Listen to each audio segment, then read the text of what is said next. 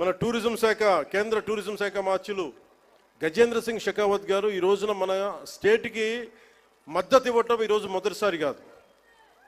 ఈ రోజున మనకి విశాఖ స్టీల్ ప్లాంట్ కూడా మనకి ఈ రోజున దాన్ని ప్రైవేటీకరణ కాకుండా కాపాడగలిగామంటే దానికి ముందస్తుగా దానికి మనకి బీజాలు చేసింది గజేంద్ర సింగ్ షెకావత్ గారు జలశక్తి మినిస్టర్గా ఉన్నప్పుడు. పోలవరం ప్రాజెక్ట్ని sir I been telling you that how much you have understood Polavaram projects.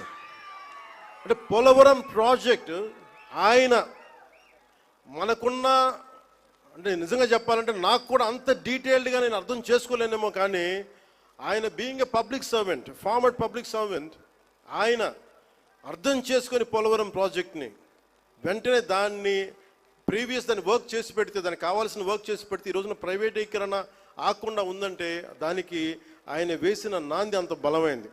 ముఖ్యంగా ఈ అఖండ గోదావరి ఈ హ్యావ్లాక్ బ్రిడ్జ్లో కానీ ఇదే రివర్ ఫ్రంట్ అని చెప్తా ఉన్నాం నేను ప్రత్యేకించి మనకి 974 కిలోమీటర్ల కోస్తా తీరం, కృష్ణా నదీ తీరం, గోదావరి, ఇంకా మన మన ఆంధ్రాకి వెళ్తే అనేక చిన్న చిన్న నదులు, నాగావళి, వంశధార, ఇట్లాంటి అన్నింటిలో కూడా ఎప్పుడు నదీ పరివాహక ప్రాంతాల్లో ఎక్కువ మనకి రివర్ ఫ్రంట్ ఉంటుంది. అంటే మనం ఒడ్డును కూర్చొని చూడగలిగే పారుతుంటే దాన్ని మిగతా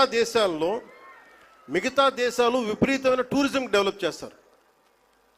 మనకి నదులు అనేవి మనం ఎలా చూస్తామంటే విదేశాల్లో కేవలం అక్కడ కూర్చోబెట్టి రెస్టారెంట్స్ లేదంటే ఇవి పెడతారు.